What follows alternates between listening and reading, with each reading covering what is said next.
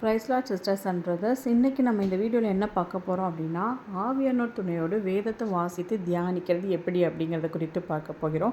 இதுக்கு முன்னாடி லாஸ்ட் வீடியோவில் வேதத்தை வாசிக்கிறதுக்கு முன்னாடி நம்ம என்னென்னலாம் ஞாபகத்தில் வச்சுக்கொள்ளணும், என்னென்னு தெரிந்து கொள்ளணும் அப்படிங்கிறத குறித்து வீடியோ போட்டிருக்கோம். தேவைப்படுறவங்க செக் பண்ணிக்கோங்க. இப்போது இந்த வீடியோவில் ஆவியானோர் துணையோடு எப்படி வாசிக்கிறது அப்படிங்கிறத குறித்து பார்க்க போகிறோம். ஏன் ஆவியானோரோட துணையோடு வாசிக்கணும் அப்படின்னா, 2 தீமோத்தேயு 3:16 வேத வாக்கியங்கள் எல்லாம் தேவ ஆவியினால் அருளப்பட்டிருக்கிறது. அப்போது வேத வாக்கியங்கள் எல்லாமே எழுதினது யார் அப்படின்னா தேவ ஆவியானவர். ஸோ எழுதினவர் யாரோ அவங்களே அதை பற்றி விளக்கி சொன்னால் நம்மளால் ஈஸியாக என்ன செய்ய முடியும், புரிந்து கொள்ள முடியும். இப்போ ஒரு புக்கை ஒரு ஆத்தர் எழுதியிருக்காங்க அப்படின்னா அவங்க எதற்காக எழுதினாங்க, அதை குறித்து முழுமையான ஒரு டீட்டெயில் அவங்களுக்கு தான் தெரியும். என்ன நோக்கத்துக்காக எழுதியிருக்காங்க, அதை எப்படி புரிந்து கொள்ளணும் அவங்க அப்படிங்கிறத அவங்களே சொன்னால் நம்மளால் என்ன செய்ய முடியும், என்ன செய்ய முடியும், புரிந்து கொள்ள முடியும். ஸோ அப்போ நம்ம இந்த புக்கை எழுதின ஆத்தர் யார் அப்படின்னா அதனுடைய இது என்ன, பரிசுத்த ஆவியானவர். ஸோ அவரோட துணையோடு வாசித்தால் தான் நம்மளால் என்ன செய்ய முடியும், சீக்கிரமாக அந்த காரியங்கள் எல்லாத்தையும் எளிதாக அவரே நமக்கு என்ன செய்வாங்க சொல்லும் பொழுது புரிந்து கொள்ள முடியும். அடுத்ததான் 1 கொரிந்தியர் 2:7 உலக தோற்றத்திற்கு முன்னே தேவன் நம்முடைய மகிமைக்காக ஏற்படுத்தினதும் மறைக்கப்பட்டதுமாயிருந்த ரகசியமான தேவ ஞானத்தையே பேசுகிறோம். அப்போ மறைக்கப்பட்டதும் ரகசியமான தேவ ஞானங்கள் என்ன செஞ்சுருக்கு இருக்குது வேதத்தில் பாருங்கள். 1 கொரிந்தியர் 2:10 நமக்கோ தேவன் அவைகளை தமது ஆவியினாலே வெளிப்படுத்தினார். அந்த ஆவியானவர் எல்லாவற்றையும் தேவனுடைய ஆழங்களையும் ஆராய்ந்திருக்கிறார். ஸோ அப்போ ஆவியானவர் தான் நமக்கு அதை வெளிப்படுத்தணும், அந்த ரகசியங்கள் மறைபொருள் எல்லாத்தையுமே. ஏன்னா அவர் தான் என்ன செஞ்சிருக்கார், அதனுடைய ஆழங்களையும் என்ன செஞ்சிருக்கார், ஆராய்ந்து அறிந்திருக்கிறார் அப்படிங்கிறத நம்ம என்ன செய்கிறோம், புரிந்து கொள்கிறோம். அப்போ அவரே அதை நமக்கு சொன்னா தான், அது விளக்கி அதையே நமக்கு வெளிப்படுத்தினா தான் நம்மளால் என்ன செய்ய முடியும், புரிந்து கொள்ள முடியும். அதனால தான் ஆவியானவர் துணையோடு நம்ம என்ன செய்யணும், வாசிக்கிறோம்.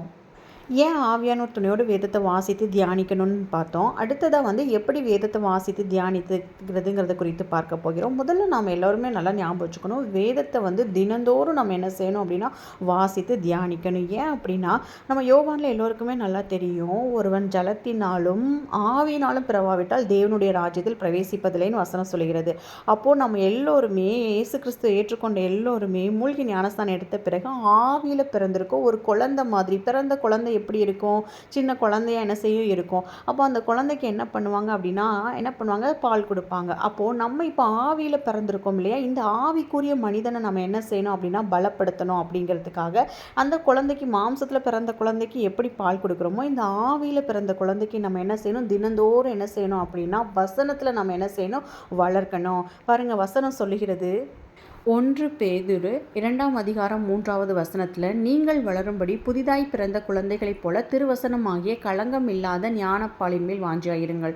அப்போது ஒரு புதிதாக ஒரு குழந்தை பிறந்துச்சுன்னா எப்படி வாஞ்சியாக பால் குடிக்குமோ, அது மாதிரி ஆவியில் பிறந்திருக்க நாமளும் என்ன பண்ணணும், குழந்தைகளைப் போல திருவசனமாகிய களங்கம் இல்லாத ஞானப்பாலின் மேல் நம்ம என்ன செய்யணும், வாஞ்சியாக ஒவ்வொரு நாள் வசனத்தை நம்ம என்ன செய்யணும், வாசிக்கணும். ஒரு குழந்தைக்கு எப்படி கொடுப்போம், தினந்தோறும் கொடுப்போம் அப்படி தானே, அந்த 3 நேரம் 4 நேரம் 5 நேரம் அப்படின்னு நம்ம கொடுக்குற மாதிரி நம்ம ஒரு குழந்தைக்கு உணவு கொடுக்குற மாதிரி ஒவ்வொரு நாளும் அந்த ஆவியில் பிறந்திருக்க மனிதனுக்கு நம்ம என்ன செய்யணும் அப்படின்னா உணவு கொடுக்கணும். இப்போ ஒரு நேரம் நம்ம உணவு எடுத்துக்கல அப்படின்னாலும், இல்லை குழந்தைக்கு கொடுக்கலினாலும் என்ன ஆகும், டயர்ட் ஆயிடுவாங்க. அதுக்கப்புறம் அவங்களால எந்த வேலையுமே செய்ய முடியாது. பசியோடு ஒருத்தரால் எந்த வேலையாவது செய்ய முடியுமா, யோசிச்சு பாருங்கள். டயர்ட் ஆயிடுவோம், சோர்வாயிடும். அதுக்கு பிறகு நம்மளால் நம்ம சிந்தை எதுலேயுமே கான்சென்ட்ரேட் பண்ண முடியாது. அதே மாதிரி தான் அந்த ஆவியில் பிறந்த மனிதனும் நிறைய நேரங்களில் நம்ம என்ன செஞ்சுருப்போம் அப்படின்னா இந்த வேலையை தான் செஞ்சுருப்போம். அதனால தான் நம்ம என்ன செஞ்சிருவோம், சோர்ந்து போயிடுறது, நம்மளால் ஒன்றுமே பண்ண முடியறதில்ல. நம்ம மாம்சத்தில் சாப்பிட்றது நம்ம சரீரத்தை பலப்படுத்தும், ஆனால் ஆவியில் சாப்பிட்றது அந்த ஆவிக்குரிய மனிதனை பலப்படுத்தும். அதனால தான் நிறைய நேரங்களில் நம்ம அந்த ஆவியில் உணவு எடுத்துக்காமல் இருக்கிறனால தான் நம்ம ரொம்ப என்னவாயிரும், டயர்டாயிரும். அதனால் எப்படி சரீரத்துக்கு எடுத்துக்கிறோமோ அதே மாதிரி இந்த ஆவிக்குரிய மனிதனுக்கு நம்ம என்ன செஞ்சுக்கொள்ளணும், உணவு எடுத்துக்கொள்ளணும். அப்படி இல்லாட்டினா பலவீனமாயிரும், ஆவி பலவீனமாயிரும். நம்மளால் எதையுமே சிந்திக்க முடியாது, செயல்பட முடியாது. அதனால் நம்ம முதல்ல என்ன புரிந்து கொள்ளணும் அப்படின்னா, ஒவ்வொரு நாளும் ஆவிக்குரிய உணவில் நம்ம எடுத்து அந்த குழந்தையை போல் நம்ம என்ன செய்யணும், வளரணும். ஒவ்வொரு நாளும் ஏன் ஆவியானோர் துணையோடு வேதத்தை வாசித்து தியானிக்கணும் அப்படிங்கிறத குறித்து பார்த்தோம். அடுத்ததாக எப்படி வாசித்து தியானிக்கிறதுங்கிறத குறித்து பார்க்க போகிறோம். முதல்ல இதில் 5 ஸ்டெப்ஸ் இருக்குது. முதல்ல இந்த 5 ஸ்டெப்ஸையுமே நம்ம முதல்ல என்ன செஞ்சுக்கணும் அப்படின்னா தெரிந்து கொள்ளணும். அப்போது தான் நாம் இதில் எந்த நிலைமையில் இருக்கிறோங்கிறவங்க சுய பரிசோதனை செய்து கொண்டு அதுக்கு பிறகு அடுத்த நிலைமைக்கு எப்படி போகிறது அப்படிங்கிறத குறித்து நம்மளால் என்ன செய்ய முடியும், தெரிந்து கொள்ள முடியும். ஃபஸ்ட்டு இந்த 5 ஸ்டெப்ஸில் ஃபஸ்ட்டு என்ன அப்படின்னு சொன்னால், முதல்ல வாசிக்கிறது, 2வது கேட்கிறது, 3வது வந்து மனப்பாடம் செய்கிறது, 4வது தியானிக்கிறது, 5வது ஆராய்தல். ஒவ்வொரு ஸ்டேஜில் ஓகேவா, ஒவ்வொரு மக்களும் ஒவ்வொரு விதமான ஸ்டேஜில் இருப்போம். ஃபஸ்ட்டு இது வந்து ஒவ்வொரு இதுவும் எப்படி ஒவ்வொரு ஸ்டெப்ஸையும் வந்து என்னென்ன காரியங்கள் நம்ம செய்யணும் அப்படிங்கிறத குறித்து நம்ம என்ன செய்யலாம் பார்க்கலாம். ஃபஸ்ட்டு ஸ்டெப் வந்து வாசிக்கிறது. நம்ம எல்லோருமே இதை மேக்ஸிமம் நிறைய பேர் இதை ஃபாலோ பண்ணுவோம். தினந்தோறுமே என்ன செய்வோம் அப்படின்னா வேதத்தை வாசிப்போம். இப்போ இதில் எதில் அதிகமாக வந்து முக்கியத்துவம் கொடுத்து வாசிக்கணும்? நமக்கு பழைய ஏற்பாடு இருக்குது, புதிய ஏற்பாடு இருக்குது. முதல்ல பழைய ஏற்பாடுங்கிறது வந்து அந்த பழைய ஏற்பாட்டில் இருந்த மனிதர்கள் எல்லாமே மாம்ச மனிதர்கள். அவர்கள் எல்லோருமே மாம்சத்தில் தான் இருந்தாங்க. அவங்க வந்து ஆவியில் பிறக்க கிடையாது. பரிசுத்த ஆவியானவர் கொடுக்கப்பட்ட எப்பயாவது வருவாங்க போவாங்க, பெர்மனண்ட்டாக தங்கி இருக்கிற மாதிரி கிடையாது. 2வது இதில் நல்லா நோட் பண்ணோம்னா அது ஒரு குறிப்பிட்ட இனத்தாரா அவங்க எல்லாருமே இயேசு கிறிஸ்துனுடைய பிறப்புக்காக ஆயத்தப்படுத்தப்பட்டிருப்பாங்க. அதாவது ஆபிரகாம்லேருந்து ஈசாக்கு, ஈசாக்குலேருந்து யாப்கோபு, யாப்கோபுலேருந்து 12 கோத்திரங்கள். அதில் யூதா கோத்திரத்தில் வந்து தாவீது ராஜாவோட வம்சத்தில் வந்து இயேசு கிறிஸ்து பிறப்பார். இப்படி ஒரு குரூப் ஆஃப் ஒரு பர்டிகுலரான ஒரு இன மக்களுக்காக அது என்ன செஞ்சுருக்கோம் அப்படின்னா எழுதப்பட்டு அதுக்கு இயேசு கிறிஸ்துனுடைய பிறப்புக்காக ஆயத்தப்படுத்தப்பட்டு இருப்பாங்க. ஆனால் புதிய ஏற்பாடு அப்படிங்கிறது வந்து இயேசு கிறிஸ்து ஏற்றுக்கொண்டு யாரெல்லாம் ஏற்றுக்கொள்கிறோமோ எல்லாருக்காகவுமே 2வது இவர்கள் எல்லோருமே ஆவியில் பிறந்திருக்காங்க. அப்போ ஆவியில் பிறந்து குழந்தை மாதிரி இருக்காங்க. ஆனால் ஒவ்வொரு நாளும் அந்த என்ன செய்யணும், அந்த வேதத்தை வாசித்து அந்த ஆவிக்குரிய மனிதன் இயேசு கிறிஸ்துவை மாதிரி பூரணப்படணும். அப்படி பூரணப்பட்டால் தான் பரலோகத்துக்கு போக முடியும். 2வது இவர்கள் எல்லாம் வருகைக்காக ஆயத்தப்படுகிறாங்க. அவர்கள் பிறப்புக்காக நம்ம வருகைக்காக ஆயத்தப்படுத்தப்பட்டிருக்கோம். நாம் எப்படி வாழணும் அப்படிங்கிற எல்லாமே வந்து நம்மளோட லைஃப் ஸ்டைல் ஃபுல்லுமே எதை பேஸ் பண்ணி இருக்கணும் அப்படின்னா புதிய ஏற்பாட்டை பேஸ் பண்ணி தான் இருக்கணும். அப்போது நம்ம பழைய ஏற்பாட்டையும் வாசிக்கணும், புதிய ஏற்பாட்டுக்கு அதிக முக்கியத்துவம் கொடுத்து நம்ம என்ன செய்யணும் அப்படின்னா வாசிக்கணும். அந்த ஆவியில் குழந்தையாக இருக்க அந்த மனுஷன் இயேசு கிறிஸ்து மாதிரி பூரணராகும்படியாக நம்ம என்ன செய்யணும், ஒவ்வொரு நாளும் வாசிக்கணும். 2வது பரிசுத்த ஆவியானவர் நமக்கு கொடுக்கப்பட்டிருக்கிறார். பரிசுத்தமாக வாழ்ந்து பரலோகத்துக்கு நேராக நம்மளை என்ன செய்கிறார், ஆவிக்குரிய மனிதனாக நம்மளை என்ன செய்கிறார் நடத்தி நம்மளை என்ன செய்கிறார் வருகைக்கு எடுத்துக்கொள்ளப்பட்டு பரலோகம் போகணும். ஸோ இதுதான் அங்கே இருக்கக்கூடிய அங்கே புதிய ஏற்பாட்டில் இருக்கக்கூடிய மெயின் கான்செப்ட். ஸோ இதுக்கேற்ற மாதிரி நம்ம என்ன செய்யணும், ஒவ்வொரு நாளும் வாசிக்கணும். அப்போ பழைய ஏற்பாட்டை வாசித்து அதிக முக்கியத்துவம் நம்ம புதிய ஏற்பாட்டுக்கு என்ன செய்யணும், கொடுக்கணும். 2வது ஸ்டெப் வந்து கேட்குறது. எல்லாருமே வந்து ஃபஸ்ட்டு இயேசு கிறிஸ்துவை யார் மூலமாவது கேள்விப்பட்டு தான் ஏற்றுக்கொண்டிருப்போம். ஒன்று ஏதாவது ஒரு நபர் நமக்கு சொல்லியிருப்பாங்க, இல்லைன்னா யூடியூப், இல்லை டிவி, இல்லை புக்ஸில், இல்லை ஃப்ரெண்ட்ஸ் யாரோ ஊழியக்காரவங்க யாரோ ஒருத்தர் மூலமாக கேள்விப்பட்டு தான் நம்ம எல்லோருமே இயேசு கிறிஸ்து என்ன செஞ்சுருப்போம், ஏற்றுக்கொண்டிருப்போம். அப்புறம் அதுக்கடுத்து இன்னும் அதிகமாக என்ன செய்யணும் அப்படின்னா அவரை குறித்து நம்ம என்ன செய்யணும், கேட்கணும். கேட்டால் தான் அந்த காரியங்களை நம்மளால் என்ன செய்ய முடியும், வளர முடியும். ஒன்று நம்ம சில நேரத்தில் பைபிள் ஆடியோ அந்த மாதிரி கேட்கலாம், இல்லை இந்த மாதிரி மெசேஜஸ் அந்த மாதிரி நல்ல ஆவியில் நிறைந்து பேசுகிறவங்க உண்மையாக பரிசுத்த ஆவியானவரோட அபிஷேகம் பெற்றவங்களோட தான் நம்ம என்ன செய்யணும், கேட்கணும். எல்லாரோடதையும் கேட்கக்கூடாது. அப்போ அபிஷேகம் பெற்றவர்களோட தான் நம்ம என்ன செய்யணும், சபைக்கு போகிறோம், ஊழியர்களை பார்க்குறோம், இன்னும் என்ன செய்கிறோம், நல்ல ஒரு ஆவிக்குரியவங்க கிட்ட நம்ம பேசும்போது அந்த காரியங்களை குறித்து நம்ம என்ன செய்யணும், கேட்டு தெரிந்து கொள்ளணும். பாருங்கள், வசனம் சொல்லுகிறது ரோமர் 10:17, அதனால் விசுவாசம் கேள்வினாலே வரும், கேள்வி தேவனுடைய வசனத்தினாலே வரும். அப்போ விசுவாசம் வரும், கேள்வி கேட்கறதுனால என்ன செய்யும் அப்படின்னா விசுவாசம் வரும். அந்த கேள்வி எப்படி வரும் அப்படின்னா தேவனுடைய வசனத்தினாலே வரும். அப்போ வசனத்தை கேட்க கேட்க கேட்க உங்களுக்குள்ள என்ன ஆகும் அப்படின்னா விசுவாசம் வர ஆரம்பிக்கும். ஸோ அப்போ அதிகமாக நம்ம என்ன செய்யணும் அப்படின்னா எதுக்கு முக்கியத்துவம் கொடுக்கணும் அப்படின்னா வசனத்தை கேட்கறதுக்கு நம்ம என்ன செய்யணும், முக்கியத்துவம் கொடுக்கணும். அப்போ தான் நம்ம என்ன செய்ய முடியும், வளர முடியும். அதனால தான் வாரம் வாரம் சபைக்கு போகிறது. அதனால தான் அதை கேட்க கேட்க நம்ம என்ன செய்ய முடியும், வளர்ந்து பெருக முடியும். அதுக்கு அடுத்து வந்து சுவிசேஷத்தை கேட்குறது, அந்த மாதிரி நம்ம என்ன செய்யணும், வசனத்தை கேட்க கேட்க கேட்க நம்ம என்ன செய்ய முடியும், இதெல்லாம் ஆரம்பம் வளர்கிறதுக்கு நமக்கு என்ன செய்யும், உதவியாக இருக்கும். அடுத்ததான் 3வது ஸ்டெப் வந்து மனப்பாடம் செய்கிறது. மனப்பாடம் செய்கிறது அப்படிங்கிறது வந்து எப்படி அப்படின்னா, இப்போ ஒரு வசனத்தை நம்ம என்ன செய்வோம், நமக்கு உணர்த்தப்பட்டிருக்கும், நமக்கு பிடிச்சிருக்கும், அதை கேட்ட உடனே நமக்குள்ள ஒரு சந்தோஷம், ஒரு சமாதானம் வந்திருக்கும். அப்போ அந்த வசனங்களை நம்ம என்ன செஞ்சுக்கணும், நோட் பண்ணி வச்சுக்கலாம். இன்னும் வந்து இன்றைக்கி வேதத்தை வாசிக்கும் பொழுது நமக்கு ஏதாவது ஒரு காரியத்தில் ஆவியானவர் உணர்த்துவாங்க. அதை ஒரு பர்டிகுலராக ஒரு வசனத்தை மட்டும் பெரிதாக்கி காட்டுவாங்க. இல்லை அந்த வசனம் நமக்கு பிடித்திருக்கும், அந்த வசனத்தை மறுபடியும் வாசிக்க தோணும். இந்த மாதிரி ஆவியானவர் நம்மளோட இடைப்படும் பொழுது அந்த வசனத்தை மட்டும் நம்ம என்ன செஞ்சுக்கணும் அப்படின்னா நோட் பண்ணி அதை நம்ம என்ன செய்யணும், மனப்பாடம் பண்ணி அதை நம்ம ஒவ்வொரு நாளும் என்ன செய்ய ஆரம்பிக்கணும் அப்படின்னா நம்ம இருதயத்தில் என்ன செய்யணும் அப்படின்னா நிரப்பணும். ஏன் பர்ட்டிகுலராக இருதயத்தில் வந்து நிரப்பணும்? யோசிச்சு பாருங்கள். நம்ம எதை மனப்பாடம் அப்போ நம்ம இருதயத்துக்குள்ளே எதை குறித்து நம்ம வந்து நினைக்கிறோமோ அது எல்லாமே முதல்ல நம்ம இருதயத்தில் என்ன செய்யணும்? நிறைவு. அது வந்து என்ன செய்ய இருதயத்தை நினைக்கும். நிறைத்த பிறகு அது என்னவாகும்னா சிந்தையாக வரும். சிந்தையாக வந்த பிறகு தான் சொல்லா செயலாக என்ன செய்ய ஆரம்பிக்கும்? வெளிப்பட ஆரம்பிக்கும். இருதயத்தின் நிறைவினால் வாய் பேசும்னு வசனம் சொல்லுகிறது. அப்போ இருதயத்தில் இன்றைக்கு ஒரு காரியம் இன்றைக்கி நல்ல ஒரு விஷயம் நடந்துச்சுன்னா நம்ம சந்தோஷமாக இருப்போம். அந்த நாள் முழுக்க அதை குறித்து சந்தோஷமாக சிந்தித்து செயல்படுவோம். ஏதாவது ஒரு கஷ்டம் வந்துட்டால் உடனே அதை குறித்து சிந்தித்து நம்ம என்ன செஞ்சிருவோம்? சோர்வுலையும் பலவீனத்திலையும் இருப்போம். அப்போ நம்ம இருதயம் எதை நினைக்குதோ அதை வச்சு தான் சிந்தனை, சொல், செயல் எல்லாமே அப்படிங்கிறத நம்ம என்ன செஞ்சு கொள்கிறோம்? புரிந்து கொள்கிறோம். அப்போது பிசாசு என்ன பண்ணுவான் அப்படின்னா மாம்ச சிந்தையை கொண்டு வந்து கொடுப்பான். அவன் என்ன பண்ணுவான் அப்படின்னா சோர்வு, இன்றைக்கி ஒரு பிரச்சனையா இதை குறித்து, பிள்ளைகளை குறித்து, எதிர்காலத்தை குறித்து ஏதாவது ஒன்று கொடுத்து கவலை கொடுத்து அதையே சிந்திச்சு அதிலேயே நம்ம என்ன செஞ்சுட்டு இருப்போம்? உழண்டுட்டே இருப்போம். மாம்சத்தில் என்ன செஞ்சுட்டு போயிருப்போம். ஆனால் அப்போது நம்ம என்ன செய்யணும்? நம்ம சோர்வாக பலவீனமாக இருக்கோமா? இது வந்து மாம்ச சிந்தை. அப்போ என்ன பண்ணணும்னா ஆவியானவர் என்ன பண்ணுவாங்க அப்படின்னா நமக்கு உணர்த்து வைப்பாங்க. இன்றைக்கு நம்ம எடுத்து தியானித்த ஒரு வசனம் இருக்குல்லையா, அதை கொண்டாந்து அந்த இடத்துல நம்ம என்ன செய்யணும் அப்படின்னா நிரப்பணும். ஆரம்ப நாட்கள் இது எனக்கு வெளிப்படுத்தப்பட்ட பொழுது நான் இப்படி தான் சோர்வுக்குள்ளே போயிடுவேன். சில நேரத்தில் அப்படியே சோர்வாக இருக்கும்போது எனக்கு டக்குன்னு இது மாம்ச சிந்தை அப்படின்னு டக்குன்னு நான் என்ன செய்வேன்? அன்னைக்கு வாசித்த வேதத்தை வசனங்கள் எல்லாத்தையும் நினைவுக்கு கொண்டு வர அப்படியே அந்த சோர்வு பலவீனம் எல்லாம் போயிடும். பிசாசனுடைய தந்திரம் இது, நம்மளை அப்படியே உட்கார வைக்கிறதுக்காக. ஆனால் நம்ம அந்த மாதிரி வந்த உடனே இல்லையே, நம்ம அன்னைக்கு ஆவியானவர் கேட்டோமே, இது ஆவியானவர் வெளிப்படுத்தினாங்களே, நம்ம என்ன பண்ணணும்? வசனத்தை அப்போ நீங்கள் அந்த இடத்துல வசனத்தை கொண்டு வந்து வைக்க இப்போ அப்படியே ஒரு பாத்திரத்தில் ஊற்ற அது அப்படியே வடியும் போது யாராலையும் அது என்ன செய்ய முடியாது? ஓவர்ஃப்ளோ ஆகும்போது கண்ட்ரோல் பண்ண முடியாது. அது மாதிரி அந்த சிந்தனை, சொல், செயல் எல்லாமுமா என்ன செய்யணும் அப்படின்னா வேத வாக்கியமாக வசனங்களாக மாறணும். அப்போ அந்த அளவுக்கு நீங்கள் என்ன செய்யணும்? மனப்பாடம் பண்ணி ஃபுல்லாக நிரப்பிட்டீங்கன்னா ஆட்டோமேட்டிக்காக உங்கள் சிந்தனைக்கு வரும். உங்கள் சிந்தனையிலேருந்து உங்கள் சொல், செயல் எல்லாமே பாசிட்டிவ். அப்படியே ஆவியின் சிந்தை சந்தோஷமும் சமாதானமும், அந்த சந்தோஷம் சமாதானம் உங்களுக்குள்ளே கிடைக்க ஆரம்பிச்சிடும். அதனால தான் பிசாசு என்ன செய்யணும்? சோர்வு பலவீனம் பயத்தை கொண்டு வந்து வச்சு என்ன செய்யறான்? அதுக்குள்ளேயே உட்கார வைக்கிறான். நம்மளும் அதை என்ன செஞ்சிடும்? அந்த காரியத்தை குறித்தே யோசிச்சு சிந்திச்சுட்டு இருக்கோம். அப்படி கிடையாது. இனி வசனத்தை கொண்டு வந்து வைக்கணும். நம்ம சோர்வுக்கு வருகிறோமா? கவலை வருதா? பயம் வருதா? இல்லை இன்னும் ஆவியானவர் அன்னைக்கு வெளிப்படுத்தினாங்களே அப்படின்னு வசனத்தை கொண்டு வந்து நம்ம அந்த இடத்துல வைக்க ஆட்டோமேட்டிக்காக பிசாசினுடைய கேள்விகள் என்ன செய்ய ஆரம்பிச்சிடும்? போக ஆரம்பிச்சிடும். நம்ம ஒவ்வொரு நாளும் என்ன செய்ய ஆரம்பிக்கலாம்? நம்ம என்ன செய்யலாம்? சந்தோஷம், சமாதானம், ஆவியின் சிந்தையில் நம்மளால் என்ன செய்ய முடியும்? சந்தோஷம், சமாதானத்தில் வர முடியும். இதை நீங்கள் ஒரு தடவை ட்ரை பண்ணி பாருங்களேன். உங்களுக்கு அப்போ தான் அதை புரியும். இதை கேட்டோம்னா இதை நம்மளால் உணர முடியாது. இதை நீங்கள் உங்கள் வாழ்க்கையில் அப்ளை பண்ணி பாருங்கள். உங்களுக்கு ஒரு பிரச்சனை, ஒரு போராட்டம் வருதா? வேதத்தை எடுத்து வாசித்த வசனம் இல்லையா? அந்த முன்னாடி ஞாபகப்படுத்தின வசனத்தை அந்த இடத்துல கொண்டு வந்து வச்சு சிந்திங்களே, ஆவியானவர் அதுக்கு அடுத்து அப்படியே உங்களோட பேச ஆரம்பிப்பாங்க. உங்களால் அதை நல்லா உணர முடியும். இதை நீங்கள் கேட்டெல்லாம் உணர முடியாது. இதை நீங்கள் உங்கள் லைஃப்பில் அப்ளை பண்ணால் தான் உணர முடியும். கண்டிப்பாக இதை நீங்கள் ட்ரை பண்ணி பாருங்கள். அடுத்து பாருங்கள், வசனம் என்ன சொல்லுதுன்னா ரோமர் 10:9 என்னவென்றால், கர்த்தராகிய இயேசுவை நீ உன் வாயினாலே அறிக்கையிட்டு தேவன் அவரை மரித்தோரிலிருந்து எழுப்பினார் என்று உன் இருதயத்தில் விசுவாசித்தால் ரட்சிக்கப்படுவாய். அப்போ முதல்ல என்ன செய்யணும்? வசனம் உள்ளத்தை வர ஆட்டோமேட்டிக்காக வசனம் வந்து ஆவியின் சிந்தை தானே வரும். ஆவியின் சிந்தை என்னது? விசுவாசம். உங்கள் இருதய விசுவாசத்தால் நிறைய ஆரம்பிக்கும். பாருங்கள், ரோமர் 10:10 நீதி உண்டாக இருதயத்திலே விசுவாசிக்கப்படும், ரட்சிப்பு உண்டாக வாயினாலே அறிக்கை பண்ணப்படும். அப்போ இருதயத்தில் நீங்கள் விசுவாசிக்க ஆரம்பிச்சிங்கன்னா ஆட்டோமேட்டிக்காக வாயில் என்ன செய்ய ஆரம்பிக்க? அறிக்கை பண்ணாங்க. ரட்சிப்பு, ஒரு விடுதலை, ஒரு சந்தோஷம், சமாதானம். ரட்சிப்புன்னா என்ன? விடுதலை தானே.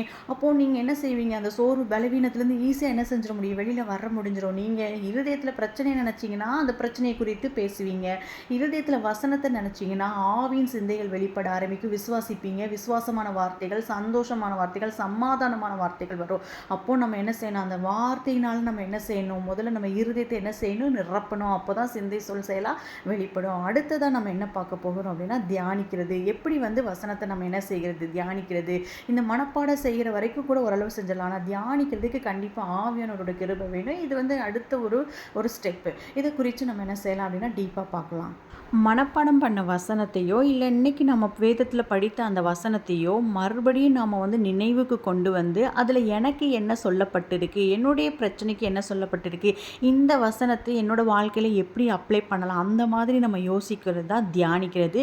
இதை வந்து நம்ம வந்து ப்ரேயர் பண்ணுற மாதிரி, வேதத்தை வாசிக்கிற மாதிரி பர்டிகுலராக ஒரு இடத்துல உட்காந்தையும் பண்ணலாம். இல்லை அப்படின்னா நம்ம நம்மளுடைய வேலைகளை பார்த்து கொண்டு இருதயத்தில் வசனம் நிரப்பினதை மறுபடியும் நம்ம சிந்தித்து அதை யோசித்து இதில் என்ன இருக்குதுன்னு நம்ம யோசிக்கும் போது ஆவியானோர் என்ன செய்ய ஆரம்பிப்பாங்க அப்படின்னா இடைப்பட ஆரம்பிப்பாங்க. அதற்கு ஏற்ற இன்னும் விளக்கங்களை, வேதத்தில் இருக்கக்கூடிய வசனங்களை, அதற்கோடு தொடர்புடைய வசனங்களை ஞாபகப்படுத்துவாங்க. நம்ம வேதத்தை எடுத்து படித்தோம் என்றால் முன்ன பின்ன இருக்க அதிகாரங்கள்லாம் படித்தா நமக்கே பேசுகிற மாதிரி இருக்கும். அப்படி ஒரு அனுபவம். இல்லை அப்படின்னா அவரோட சத்தத்தை கேட்கலாம். அவரே வந்து அந்த எக்ஸ்பிளைன் பண்ணுறதை நம்ம கேட்கலாம். இந்த அனுபவத்துக்குள்ளே மட்டும் நீங்கள் போயிட்டீங்கன்னா மனித சத்தத்தையே நீங்கள் கேட்கவே மாட்டீங்க. ஏன்னா தேவன் பேச ஆரம்பிப்பார். முதல்ல உடனே ஒரு சந்தோஷம், ஒரு சமாதானம் உங்கள் மூளையால் அது என்ன செஞ்சிருக்க முடியாது, யோசிச்சு கூட பார்த்துருக்க முடியாது. ஆமாம்ல, ஆமாம். அந்த ஒரு அனுபவம், ஒரு எக்ஸைட்மெண்டடான ஒரு அனுபவம். ஏன்னா ஆவியானவர் என்னோட பேசும்போது நான் அப்படி தான் எக்ஸைட்டட் ஆகிருக்கேன். அந்த ஒரு அனுபவத்துக்குள்ளே கர்த்தர் நம்மளை என்ன செய்ய ஆரம்பிப்பாங்க, அப்படியே சஞ்சரிக்கிறது. ஏனோக்கு மாதிரி ஆவியில் நம்ம என்ன செய்கிறது, 24 ஹவர்ஸ் அவரோட சஞ்சரிக்கிறது. முதல்ல இந்த பழக்கத்துக்கு வந்துட்டோன்னா அதுக்கு பிறகு நம்ம என்ன செய்ய மாட்டோம், மனித சத்தத்தை நம்ம என்ன செய்ய மாட்டோம், விரும்ப மாட்டோம். அப்படியே நம்ம வேலைகள் பார்த்துட்டு ஒரு பக்கம் வேலை போயிட்டே இருக்கும், ஒரு பக்கம் ஆவியில் அவரோட நம்ம என்ன செஞ்சுட்டே இருப்போம். இதுதான் வருகையில் எடுத்துக்கொள்ளப்படணும்னா 24 ஹவர்ஸ் அவரோட நம்ம என்ன செய்யணும், அந்த கனெக்ஷன், அந்த ஆவி இருதயத்தில் வசனம் நிறைய நிறைய ஆவியானவர் அப்படியே நம்ம கூட என்ன செய்ய ஆரம்பிப்பாங்க, பேசி அப்படியே அந்த அந்த அனுபவத்துக்குள்ளே அப்படியே நம்மளை என்ன செய்ய ஆரம்பிப்பாங்க, நடத்த ஆரம்பிப்பாங்க. நிச்சயம் இந்த அனுபவத்தை நீங்கள் பெற்றுக்கொள்ளும் பொழுது உங்களால் அந்த சந்தோஷத்தை உணர முடியும். உடனே ஒரு சந்தோஷம். நிச்சயம் இந்த அனுபவத்தை வந்து நீங்கள் அனுபவித்தீங்கன்னா உணர முடியும். கண்டிப்பாக இதை நீங்கள் ட்ரை பண்ணி பாருங்கள். அடுத்ததான் தாவீது ராஜாவோட அனுபவத்தை பார்ப்போம். பாருங்கள், சங்கீதம் 1:2 கர்த்தருடைய வேதத்தில் பிரியமாய் இரவும் பகலும் அவருடைய வேதத்தில் தியானமாக இருக்கிற மனுஷன் பாக்கியவான். இரவும் பகலும் நம்ம என்ன செய்யணும், தியானமாக இருக்கணும். அப்போ நம்ம பாக்கியவானாக இருப்போம். பாருங்கள், சங்கீதம் 48:9 அவர் எதெல்லாம் சிந்திக்கிறாருன்னு பாருங்களேன். உமது கிருபையை சிந்தித்து கொண்டிருக்கிறேன்னு சொல்கிறாரு. சங்கீதம் 48:9 கிருபையை சிந்திக்கிறாராம். 77:12 பாருங்களேன், உம்முடைய கிரியைகளையெல்லாம் தியானித்து உம்முடைய செயல்களை யோசிப்பேன். இதெல்லாம் அவர் என்ன செய்கிறாரு, தியானிக்கிறாரு. அடுத்து பாருங்க, 119வது சங்கீதத்தில் உமது கட்டளைகளை தியானித்து, அப்போ கிரியைகள், கிருபை எல்லாவற்றையும் அவரோட செய்தது, அவருடைய கட்டளை எல்லாத்தையும் அவர் தியானிக்கிறார். அது மாதிரி நம்மளும் என்ன செய்யணும், எல்லாவற்றையும் நம்ம ஒவ்வொரு நாளும் தியானித்து அதில் நம்ம என்ன செய்யணும், வளரணும். அப்போ தான் அவரை மாதிரி நம்மளும் என்ன செய்ய முடியும், தேவனுடைய இருதயத்திற்கு ஏற்றவர்களாய் நம்ம என்ன செய்ய முடியும், மாற முடியும். இன்னும் பாருங்கள், சங்கீதம் 119 அதிகாலையில் நான் எழுந்து சத்தமிட்டு நம்முடைய வசனத்துக்காய் காத்திருக்கிறேன். அந்த வசனத்தை நீங்கள் தியானித்து அவரோட சத்தத்தை கேட்டு அவர் பேசுகிறத கேட்டு பழகிட்டிங்கன்னா காத்திருக்க ஆரம்பிப்போம். நம்ம என்ன செய்வோம், காலையிலே எழுந்திருச்சிடும். அதுவும் பாருங்கள், வசனம் சொல்கிறது பாருங்கள், 119 148 உமது வசனத்தை தியானிக்க குறித்த ஜாமங்களுக்கு முன்னே என் கண்கள் விழித்துக்கொள்ளும். அந்த நேரம் வரத்துக்கு முன்னாடி காலையில் எழுந்திரிச்சு உட்காந்து, ஏன்னா அந்த சந்தோஷம் ஒரு சாப்பாட்டை சாப்பிட்டு திருப்தி அடைஞ்சிட்டா அதை மறுபடியும் சுவைக்க தோன்ற மாதிரி நமக்கு என்ன செய்ய ஆரம்பிக்கும், தோன்றும். அந்த மாதிரி ஒரு அனுபவத்துக்குள்ள நம்ம என்ன செய்வோம், வருவோம். அடுத்ததான் சங்கீதம் 37:31 பாருங்கள், அவனுடைய தேவன் அருளிய வேதம் அவன் இருதயத்தில் இருக்கிறது, அவன் நடைகளில் ஒன்றும் பிசங்குவதில்லை.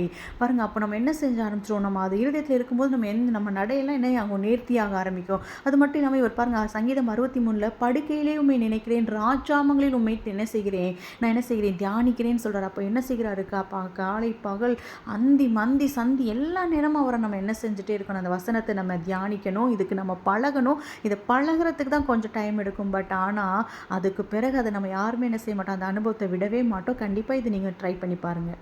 அடுத்ததான் 1 தீமோத்தேயு 4:15 நீ தேறுகிறது யாவருக்கும் விளங்கும்படி இவைகளையே சிந்தித்து கொண்டு இவைகளிலே நிலைத்திரு அப்படின்னு சொல்லி என்ன செய்கிறாரு, சொல்கிறாரு. பாருங்கள், அப்போ நம்ம இதெல்லாம் சிந்திச்சு இதில் நம்ம என்ன செஞ்சுருக்கணும், நிலைத்திருக்கணும். அப்படி நம்ம வேதத்தில் தியானமாக இருந்தோம்னா வசனம் பாருங்கள், அவன் செய்வதெல்லாம் வாய்க்கும், தன் காலங்களில் தன் களியை தந்து இலையுதிராது இருக்கிற மரத்தை போல் இருப்பான். எல்லா கனியும் ஆவிக்குரிய சந்தோஷம் சமாதானம் எல்லா கனியும் வெளிப்படும். நம்ம என்ன செய்வோம், செய்வதெல்லாம் என்ன செய்யும், வாய்க்கும். அடுத்ததாக வந்து பார்த்தோம் அப்படின்னா ஆராயிறது அப்படின்னா என்னென்னா, பர்டிகுலராக ஒரு வார்த்தையோ இல்லை ஒரு வசனம் நம்ம எடுத்து இதை குறித்து இன்னும் என்ன சொல்லப்பட்டிருக்கு அப்படிங்கிறத நம்ம என்ன செய்யணும் அப்படின்னா ஆராயிறது. ஒரு வார்த்தை மட்டும் நமக்கு கொடுப்பாங்க, அந்த வார்த்தை குறித்து அன்புன்னு வச்சுக்கோங்களேன், அதை குறித்தே எடுக்கலாம். இல்லை ராஜ்யம் அப்படின்னா அவரோட ராஜ்யத்தில் என்னென்ன சொல்லப்பட்டிருக்கு, இந்த மாதிரி ஒவ்வொரு காரியத்தையும் நம்ம என்ன செய்யலாம் அப்படின்னா டைரியில் நோட் பண்ணி அந்த வசனத்தை எடுத்து நம்ம வச்சுட்டு அதை குறித்து அப்போ அது பார்க்கும்போது ஒரு ஆழமான சத்து இன்னும் அது வந்து ஒரு அதில் அப்போது நமக்கு பார்த்தோம் அப்படின்னா அது ரொம்ப ஒரு வித்தியாசமான ஒரு அனுபவமாக இருக்கும். நிறைய காரியங்களை நம்மளால் என்ன செய்து கொள்ள முடியும், புரிந்து கொள்ள முடியும். பாருங்களேன், அப்போஸ்தலர்கள் 17:11 அந்த பட்டணத்தில் இருக்கக்கூடிய தெசலோனிக்கையில் இருக்கிற எல்லாரையும் விட அந்த பட்டணத்தார் வந்து அவங்க வசனத்தை என்ன செஞ்சாங்களா, சந்தோஷமாக ஏற்றுக்கொண்டு அவங்க வேத வாக்கியங்களை ஆராய்ந்து பார்த்தனால அந்த பட்டணத்திலே அவர்கள் நற்குணசாலிகளாக இருந்தார்களாம். அப்போ நம்மளை என்ன செஞ்சிருவோம், அந்த கனிகள் வெளிப்பட ஆரம்பிச்சு நல்ல குணசாலிகளாக நம்ம என்ன செஞ்சிருவோம், மாறிடுவோம். அப்போ ஒவ்வொரு நாளும் நம்ம என்ன செய்யணும், வாசித்து தியானிக்கணும். அடுத்த பாருங்க, தானியேலில் சொல்லப்பட்டிருக்கு. இப்போ நம்ம கடைசி காலத்தில் தானே வந்திருக்கோம். பாருங்க, இந்த புஸ்தகத்தை முத்திரை போடு, அப்பொழுது அநேகர் இங்கும் அங்கும் ஓடி ஆராய்வார்கள், அறிவும் பெருகி போகும். அப்போ ஏன்னா நம்ம ஆராய அதில் முத்திரை போட்டு வச்சுருக்காங்க. ஆனால் இப்போ அது தானியேல் நம்ம கடைசி காலத்தில் வந்துட்டோம் இல்லையா, அதை போய் தேட ஆவியான நம்மோட பேச ஆரம்பிப்பாங்க. முடிவு காலத்தில் என்னென்ன நடக்கும் எல்லா காரியத்தையும் நமக்கு என்ன செய்ய ஆரம்பிப்பாங்க, வெளிப்படுத்த ஆரம்பிப்பாங்க. ஏன்னா அது முத்திரை போட்டு வைக்கப்பட்டிருக்கு. ஆனால் அது போய் நம்ம என்ன செய்வோம், அது என்னென்ன ஆராயணும், வசனம் சொல்லுது. அப்போ எல்லாரும் எழுப்புதலின் நாட்களுக்குள்ள வந்திருக்கோம், கடைசி காலத்துக்குள்ள வந்திருக்கோம். அப்போ நம்ம என்ன செய்வோம், அதை ஆராய ஆரம்பிப்போம். ஆரம்பிப்போம். அப்போ அறிவு பெருகி போகும். வேதத்தோட அறிவு என்ன செய்யும்? பெருகி போகும். அப்போ தான் எழுப்புதல் என்ன செய்ய முடியும்? வர முடியும். முடிவு காலத்தில் சம்பவிக்க போகிறத பற்றி தானியேலுக்கு வெளிப்படுத்தப்பட்டுச்சுன்னா, முடிவு காலத்தில் இருக்கிற நமக்கு எவ்வளோ வெளிப்படுத்தப்படணும், எவ்வளோ நம்ம தெரிந்து கொள்ளணும். அப்போ அந்த எழுப்புதல் வரணும். அப்போ நம்ம என்ன செய்யணும்? ஆராயணும். ஆராய நிறைய பேர் என்ன செய்ய ஆரம்பிப்பாங்க? ஏன்னா எழுப்புதலினால் அப்போ ஆராய ஆரம்பிப்போம். அப்போ அறிவு ஆவியானவர் பேசி பேசி அந்த அறிவு பெருகி அப்போ தான் நம்ம என்ன செய்ய முடியும்? பூர்ணப்பட்டு இயேசு கிறிஸ்துவை போல வாழ்ந்து பரலோகத்துக்கு நம்மளால என்ன செய்ய முடியும்? போக முடியும். வசனத்தில் நம்ம என்ன செய்ய முடியும்? நிலைத்திருக்க முடியும். அதனால் ஒவ்வொரு நாளும் நம்ம என்ன செய்யணும் அப்படின்னா ஆராயணும், வாசித்து ஆவியானவர் துணையோடு வாசித்து நம்ம என்ன செய்யணும்? அந்த பழக்கத்துக்குள்ளே வரணும். இந்த செய்தி உங்களுக்கு ரொம்ப பிரயோஜனமாக இருந்திருக்கும் நான் விசுவாசிக்கிறேன். இன்றைக்கு நாம் தியானித்ததின்படி ஒவ்வொரு நாளும் வேதத்தை வாசித்து தியானிப்போம். எழுப்புதலின் நாட்களுக்குள்ளே வந்திருக்கோம். கர்த்தர் உங்களையும் உங்கள் குடும்பத்தையும் அளவில்லாத ஆசீர்வதிப்பாராக. Thank you brothers and sisters. Amen.